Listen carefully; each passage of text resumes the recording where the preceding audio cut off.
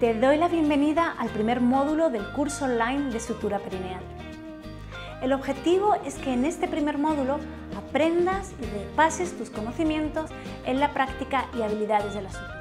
El desgarro perineal después del parto va a curarse por el proceso natural de las fases de cicatrización, sea o no sea suturado.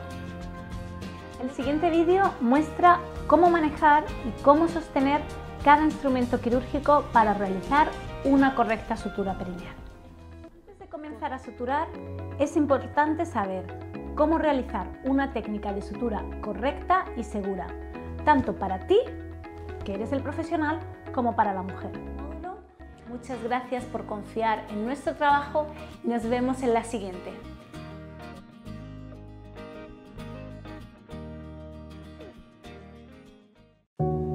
Casa, del latín casa, lugar donde se desarrollan las relaciones de la vida familiar desde el nacimiento de un ser. Es fuente de vida. La entrega al otro, la fusión, el sol. Los manantiales revelan sus aguas interiores. Los seres vivos nacen tras ser gestados en su seno. Nuestro primer hogar, el útero materno. La espera se hace larga, cargada de emoción, amor y también incertidumbre. Ya quiero verte, abrazarte, olerte, sentirte, y tú lo sabes. Sigues creciendo plácidamente en mi vientre. Todo está preparado, tu padre, tu hermana, la casa. Deseo sentir el camino que juntos nos llevará a tu encuentro. Me hace feliz tu llegada. Te acaricio, te acuno, te canto y te pienso. Una gran confianza me llena de calma. Mi deseo es tenerte entre mis brazos.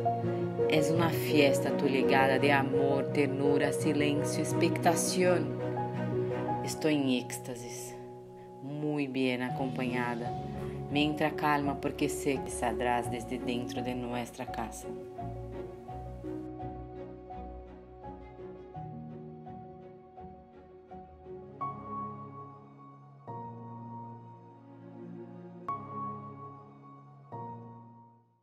Hola, gracias por la invitación al Festival Internacional de Matronería y Nacimiento.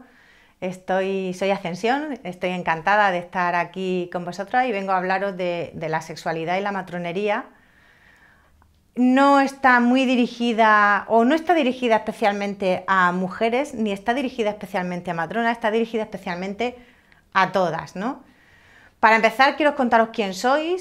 Como os he dicho, soy Ascensión, soy matrona, pero sobre todo soy mujer primero porque nací mujer y porque he seguido siendo mujer por convicción. Soy madre, por suerte, porque tengo dos hijas a las que me enseñan cada día más y mejor a superarme y a reinventarme. Soy matrona por vocación, he querido ser matrona desde que tengo recuerdo, pero por el camino me hice fisioterapeuta por casualidad y esto ha sido determinante en mi visión de la matronería y de las mujeres. Os cuento un poquito cómo he llegado hasta aquí, porque todo tiene su porqué, ¿no?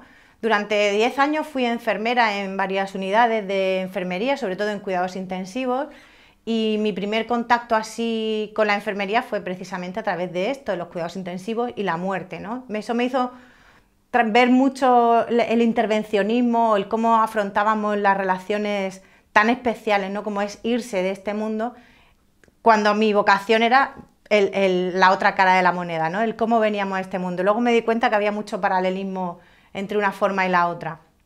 He trabajado como matrona en paritorio, en centros de primaria y de forma independiente, atendiendo partos en casa, y desde hace muchos años ya, madre mía, casi 12, siendo el alma matronil y fisioterapéutica, ¿no?, de Centro EBAME, que es donde actualmente ejerzo como matrona y como fisioterapeuta independiente.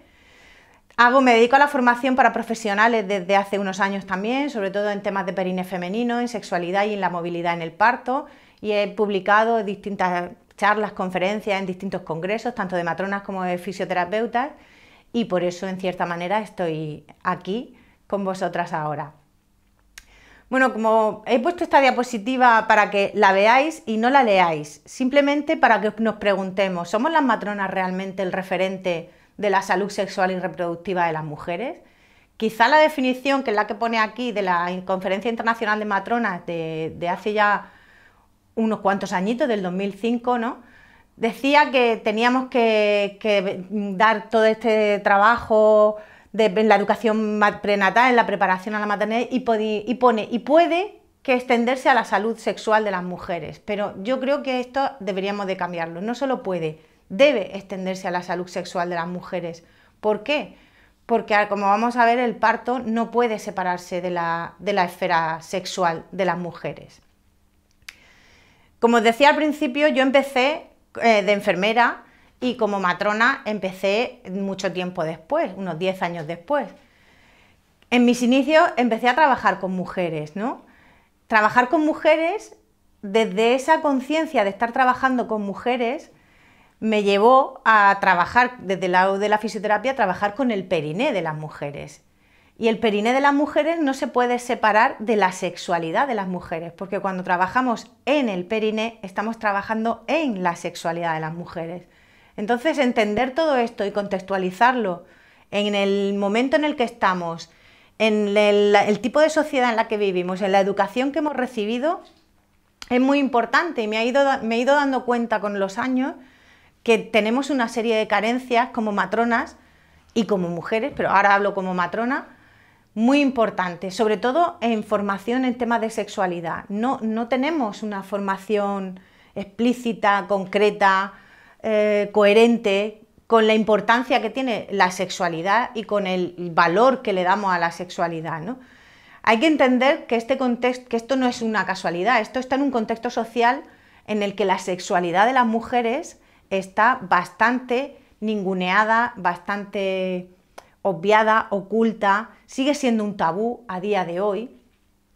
Y cuando hablamos de sexualidad no podemos hablar desde la objetividad absoluta, porque no existe. Como matronas, cuando estamos delante de una mujer, nos vamos a enfrentar a preguntas como ¿cómo llevas tú tu propia sexualidad? ¿Tienes prejuicios? ¿Qué situaciones estamos viviendo? ¿Las estamos viviendo con una mirada limpia, entre comillas? Por tanto, no podemos dejar de educarnos, de formarnos en salud sexual, en educación sexual, en sexología, porque la fisiología sexual tiene que ver con la biomecánica con la que trabajamos como matronas en la pelvis, en el periné, en la musculatura de la vagina, en el útero, en el clítoris, en la vulva, en los senos, en todo el cuerpo. Biomecánicamente esto es parte de nuestro trabajo. Trabajamos explícita e implícitamente en este territorio biomecánico. Hormonalmente estamos también condicionando la función sexual de esa mujer. Si afectamos su bioquímica, se va a afectar su aspecto hormonal. Si no conocemos el aspecto hormonal, no podemos tratar la bioquímica. Y todo esto tiene que ir siempre acompañado de la psicología de la sexualidad, de la psicología del parto, de la psicología de todo este entorno que compone la función sexual. No olvidemos que la sexualidad no es solo el sexo. La función sexual es erótica, es reproductiva, pero también es una función social de comunicación. Nos comunicamos a través de la sexualidad. Somos seres sexuados, nacemos ya con una sexualidad en nuestro cuerpo que vamos a desarrollar de mejor o peor manera en función de cómo la tratemos. Por tanto, no podemos diferenciar una esfera de otra, no podemos escudarnos en que yo como matrona solo me encargo del parto, solo me encargo del posparto, solo me encargo de lo que sea, porque biomecánica, hormonal y psicológicamente todo es fisiología sexual. No podemos diferenciar una esfera de la otra. Todo este complejo está interactuando continuamente y todo lo que hagamos va a tener repercusiones sobre ello. Necesitamos una formación sexual explícita, concreta, amplia y bastante bien organizada, porque de eso va a depender también otra serie de cosas. Si tenemos una visión bien formada sobre la sexualidad, no vamos a perpetuar unos estereotipos de género que son la base, en muchos casos, de violencias contra las mujeres, incluida la violencia obstétrica en el parto. Conocer todos estos aspectos y ser conscientes de ellos nos va a hacer cuidar el lenguaje. No somos muchas veces conscientes de las palabras que utilizamos cuando estamos en una consulta, cuando estamos en un paritorio, cuando estamos delante de una mujer, y cómo esas palabras pueden llevarlas a vivir o revivir situaciones bastante conflictivas para ellas. Tener cuidado con esas palabras de no decir, por ejemplo, el que te han vaciado cuando te hacen una histerectomía, o el cómo nos dirigimos a una mujer cuando hablamos con expresiones despectivas respecto a su vulva o a sus genitales. Todo esto es muy importante y tenemos que aprender a darnos cuenta de ello. Prevenir las agresiones sexuales no solo es evitar que se cometa una violación en la calle, también es una agresión sexual cuando una mujer en un parto vive una experiencia traumática y la vive como tal. Y en esto hay un montón de estudios que lo demuestran. O simplemente no permitir que exista esa sensación de vulnerabilidad en el contexto sanitario, porque esto no solo tiene el fin de proteger a las mujeres, también de protegernos a nosotras mismas, que sin darnos cuenta y sin ser conscientes podemos generar un contexto de vulnerabilidad que puede llevar a una sensación de agresión bastante importante para la mujer. Por tanto, tenemos que formarnos en unos mínimos además con perspectiva de género. ¿Y qué es esto de la perspectiva de género, no? Bueno, hay que ser conscientes y darnos cuenta todo el tiempo de que todas hemos nacido en un contexto heteropatriarcal, machista, y por tanto todas las personas que estamos aquí hemos recibido una educación machista.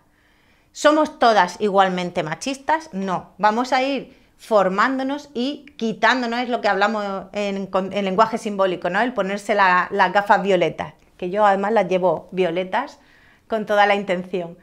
Ponernos las gafas violetas es empezar a mirar desde ese lugar de yo sé que soy machista, pero puedo ir quitando cosas, ¿no? Puedo ir revisándome, puedo ir actualizándome, puedo ir sobre todo perdonándome, porque todas en algún momento hemos cometido acciones que son violentas para las mujeres, muy probablemente desde la ignorancia, desde la inconsciencia, y darnos cuenta de esto es muy doloroso y es muy difícil de digerir, así que tenemos que aprender a perdonarnos.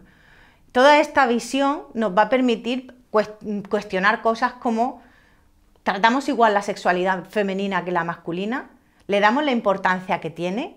Yo creo que no, y yo creo que la mayoría de vosotros respondería que no. ¿Dan la misma importancia los hombres y las mujeres a su vida sexual? Evidentemente no.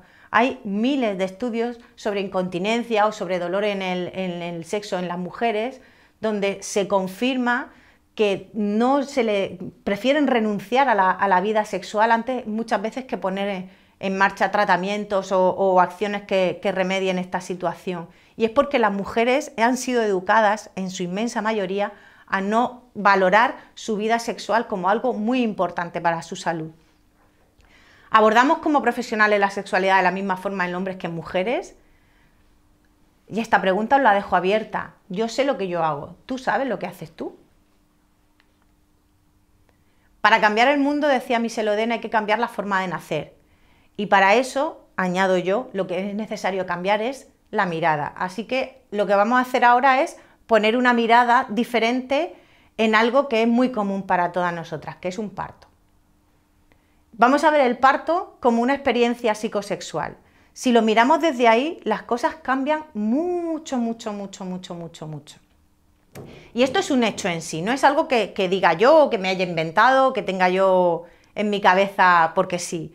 Esto está documentado, hay muchos estudios al respecto, y la neurofisiología del parto está descrita.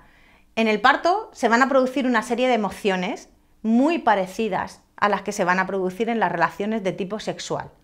Las hormonas que van a participar, la oxitocina, la dopamina, las endorfinas, la adrenalina, van a estar segregadas por las mismas vías nerviosas, por los mismos centros nerviosos, por las mismas vías mecánicas que en las relaciones sexuales. Todo funciona de la misma manera, sucede en el mismo lugar y con el mismo cóctel hormonal, generando además un estado mental muy parecido en un proceso y en otro. Estamos hablando evidentemente de un parto fisiológico donde la vivencia es mucho más agradable, por así decirlo, que en un parto intervenido o en un parto donde hubiera una complicación diferente. Vamos a verlo. Vamos a ver las caras. Vamos a fijarnos en las caras de una mujer que está pariendo y una mujer que está viviendo un placer sexual. Tenemos tres caras aquí delante. Una es claramente un parto, otra es claramente un orgasmo, la de en medio no sabríamos definirla, ¿verdad? Muy probablemente. Hay un montón de imágenes así. Toda esta, lo que voy a hablar a partir de ahora, que como veis abajo en la publicación, pone Blanca Herrera y Ascensión Gómez, porque es de un taller que hicimos mi compañera matrona, Blanca Herrera y yo, sobre el parto y el polvo parto le llamamos, y fue muy interesante, y desde ahí tengo toda esta información. Vamos a fijarnos otra vez en esta cara. En la mujer que está pariendo, en el expulsivo, las facciones se contraen y parecen sufrir, y lo pongo entrecomillado porque es importante. Que parezca sufrir no significa que esté sufriendo. Que sea un gesto de intensidad no implica un sufrimiento. La cara, la describen en muchos libros, se asemeja a la de un atleta preparándose para un esfuerzo violento. Paralelamente, cuando el orgasmo está próximo, en la cara de una mujer parece torturada, ¿no? Aparece la boca abierta, la mirada vidriosa, los músculos tensos y como si se preparara para un esfuerzo violento. Curiosamente, son muy parecidas. Esta es la parte que más me gusta, ¿no? Los sonidos del parto, lo que se oye, lo que se siente, también acompañando la respiración. En el parto, al principio, la respiración es profunda, va generando suspiros largos con las contracciones, pero a medida que el parto va avanzando, que se va acercando la segunda fase, que se va acercando el expulsivo, que se va acercando la sensación del pujo, esta respiración se va haciendo más profunda, se retiene, hay una tendencia a emitir gemidos, sonidos, incluso sensación de fuerza, de lucha, de poder, ¿no? En un orgasmo, al principio de una relación sexual, que se va acercando a un orgasmo, al principio es profunda, es acelerada, puede ir a medida que se va acercando el orgasmo o el momento de mayor intensidad del placer se va haciendo entrecortada, como jadeante, con tendencia a emitir sonidos y hasta ruidos de succión. Así suena un poco extraño, ¿no? Es mejor escucharlo.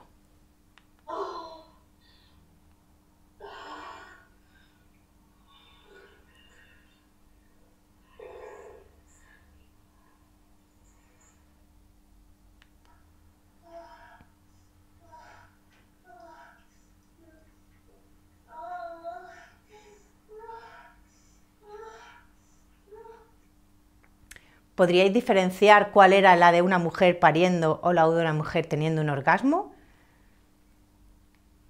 Ahí os lo dejo. El útero y la pelvis, en su comportamiento biomecánico, también es muy parecido tanto en el momento del expulsivo, que es el más similar al orgasmo, como en el momento del orgasmo.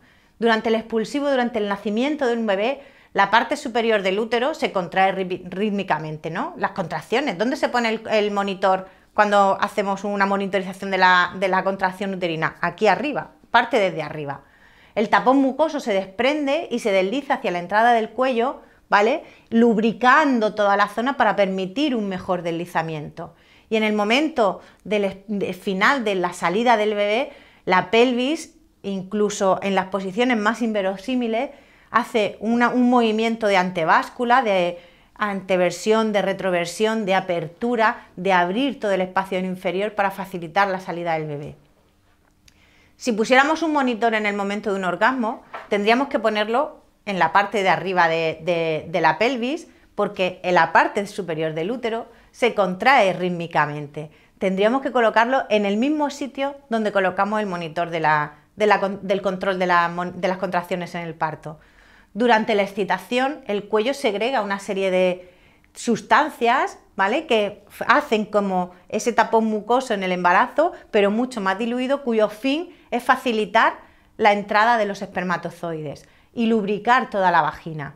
La pelvis, en el momento del orgasmo, tiene movimientos de retrováscula, alternando anterior, ante y retro, buscando una apertura ósea inferior para facilitar la entrada del pene. Hay un estudio muy curioso sobre el movimiento pélvico en ratas y cómo la excitación las hacía caminar, ¿no?, con su pelvis mucho más levantada, ¿no?, como invitando a ser penetradas, Y ese estudio se utilizó para observar el movimiento en las mujeres y se dieron cuenta de que todas las mamíferas hacemos los mismos gestos en las mismas situaciones, tanto de parto como de invitación sexual. Los músculos abdominales y la postura también adquieren una similitud maravillosa, ¿no? En el parto los músculos se contraen periódicamente, ayudando a exprimir ese útero, ¿no? A esas contracciones uterinas que hablábamos antes, y son utilizados, son utilizados para facilitar la expulsión del bebé cuando el momento se acerca. De hecho, sucede en el parto una cosa que no sucede en ningún otro momento de la vida, y es el pujo reflejo.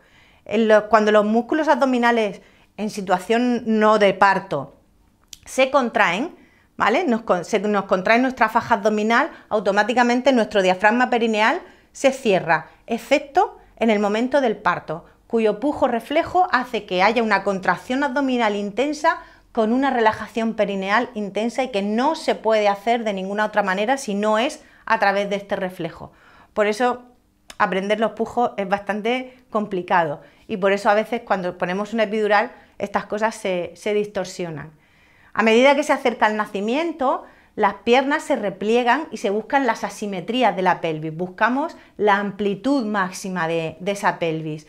Los dedos de los pies se ponen en garra y la cabeza se va hacia la extensión, buscando un movimiento que es similar en el sacro. Hacer una nutación del sacro para que abra todo ese espacio. Si nos trasladamos ahora al encuentro sexual, en la otra imagen, vemos y observamos que cuando ponemos un registro de la actividad abdominal en el momento del orgasmo o de intensidad de placer bastante alta, se inician una serie de contracciones rítmicas justo un poquito antes del orgasmo, que se combinan con la contracción uterina, y las mujeres habitualmente arquean la espalda, llevan la cabeza en extensión, hacen una nutación del sacro y curiosamente los dedos de los pies también se ponen en garra. Todo forma parte de las cadenas musculares de una y otra situación que se activan para este momento. En el sistema nervioso central y en el estado mental, es decir, en la corteza ya, en el neurocórtex, en la parte más evolucionada, esta es nuestra diferencia quizá más importante con el resto de las mamíferas, nuestro neurocórtex tiene que estar un poquito desconectado para poder tanto parir como tener un orgasmo. Es vital, porque tiene que ser el sistema nervioso central en su parte más primitiva, en su parte más profunda, quien coja las riendas de esta situación. Porque todas estas situaciones, tanto el parto como el encuentro sexual, van a requerir una fuerza no habitual, una desinhibición total de la mujer, y necesita tener una seguridad para poder descontrolar. Y esa seguridad se la da el neocórtex, permitiendo desconectarse. Es decir, si una mujer no se siente segura, no va a poder parir, pero es que tampoco va a poder disfrutar de un orgasmo. En este momento, cuando las mujeres paren y que pierden el control de sí mismas, ¿no? Esta desinhibición tan intensa, ¿no? que sucede en el parto, también sucede durante el sexo. De hecho, se dice que necesitamos quitarnos la máscara, ¿no? La máscara con la que nos relacionamos habitualmente con los demás. Parimos como somos, pues tenemos sexo también como somos, y necesitamos poder desinhibirnos para poder disfrutarlo.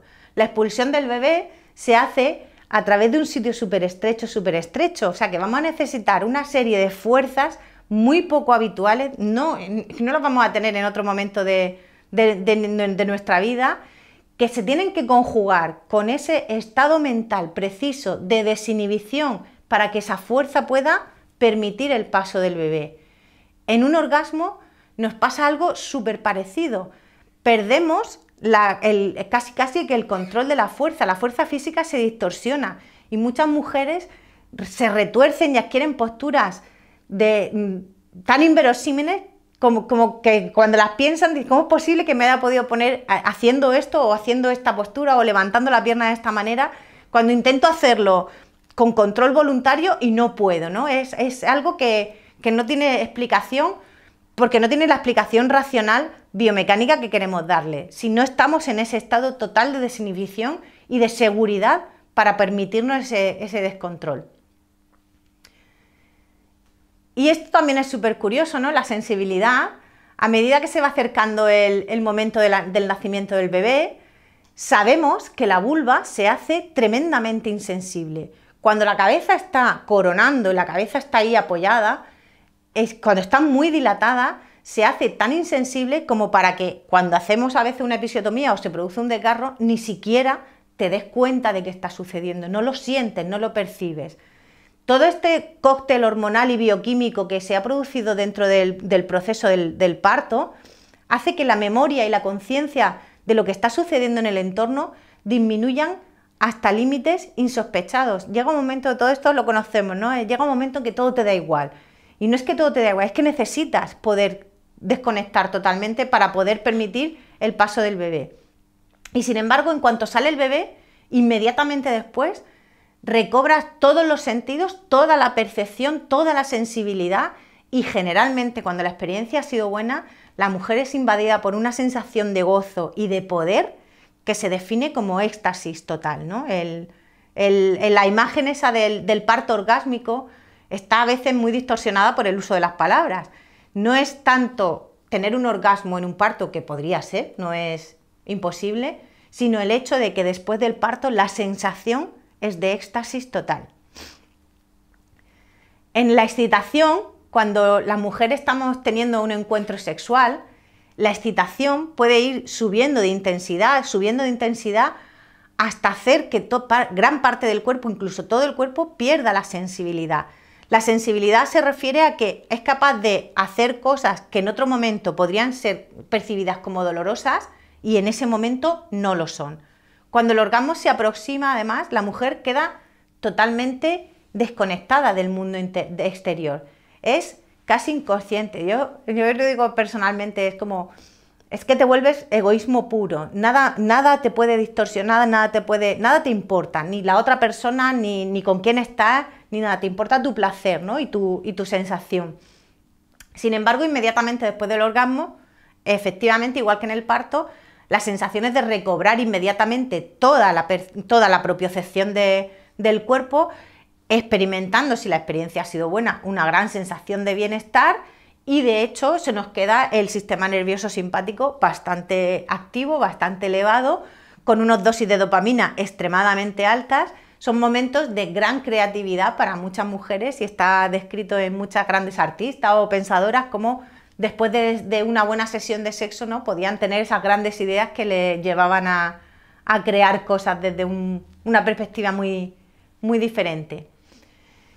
¿Y qué podemos hacer como matronas y como mujeres, ¿no? Pues precisamente esto, poner la conciencia sexual, poner esa conciencia en que somos seres sexuadas, que nacemos con una sexualidad, que vivimos en un contexto sexual, que morimos con nuestra sexualidad y que necesitamos trabajar esta sexualidad desde todos sus ámbitos. Por tanto, tenemos que informarnos como mujeres e informar como matronas de todas estas circunstancias. Tenemos que informar y formarnos como matronas.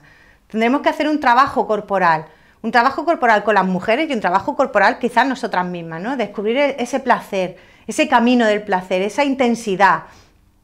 Enfocamos siempre o muchas veces el trabajo, ¿no? al dolor, al miedo, a lo que puede salir mal, y no ponemos el foco en el placer, en ese camino del placer, en ese descubrimiento del placer, en ese placer como fuente de salud y en esa inmensísima variedad de intensidades que tenemos alrededor de este placer y cómo podemos percibirlo. Como matronas, por tanto, para nosotras va a ser muy importante cuidar este entorno. Y con este entorno no me refiero solo a las paredes, a los muebles, a las herramientas, ¿no? a lo inerte, sino al entorno psicológico, el entorno emocional, el acompañamiento que estamos haciendo a estas mujeres en el parto, en las consultas o donde sea, pero en el parto especialmente. Este entorno que necesitamos, como tendríamos que verlo exactamente igual que si estuviéramos presenciando un encuentro sexual de cualquier tipo. Si ponemos la mirada en el parto como si fuera un acto, como lo que es un acto sexual, y lo miráramos desde ahí, desde ese respeto, ¿no? Desde esa intimidad, desde ese pudor que nos puede incluso dar presenciar un contacto sexual, pues quizá trataríamos a las mujeres y a los partos y a los bebés de una manera muy diferente. Y como profesionales, desde luego, mi reflexión más importante, ¿no?, o mi reflexión final, es que necesitamos hacer un trabajo personal. No solo tendremos que formarnos y cuidar nuestra sabiduría en este aspecto, sino desde dónde, desde lo personal. La sexualidad es una relación humana. ¿Cómo hemos sido educadas? ¿Cómo son nuestros prejuicios? ¿Desde dónde estoy mirando todo este contexto sexual?